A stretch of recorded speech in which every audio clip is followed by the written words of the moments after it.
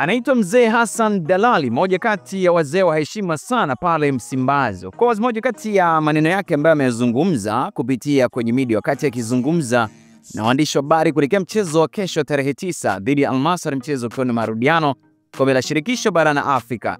Baadhi ya maneno ambayo nimeachukua kutoka kwa Hassan Dalali, anasema kama wataleta watu warefu na sisi tutaleta watu warefu, lakini kama wakija na msuli basi na sisi tutakuja na msuli. Penginepo wakija na kanzu hata sisi tutavaa kanzu. Kiukweli sisi tunavuka. Simba ni kubwa, Simba sio ndogo. Tukihitaji jambo letu basi lazima lifanikiwe.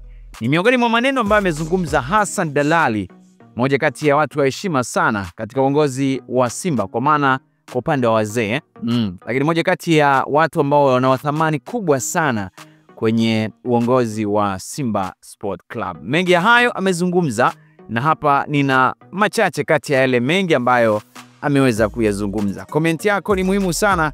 Upande wa comment pia unaweza kunifuatilia pale TikTok, natumia Mshana OG. I'm going for the name Ali Swaleh Mshana. Kama bado pia huja subscribe, unaweza kufanya hivyo. Hebu msikilize Hassan Dalali. Tarehe 9 hawatoki Waarabu. Hawatoki. Mimi naamini utapotea njia tu Waarabu. Waingie humo, watokee Kongowe, watokee Mtwara, wapande mbele waende kwao. Kudada deki.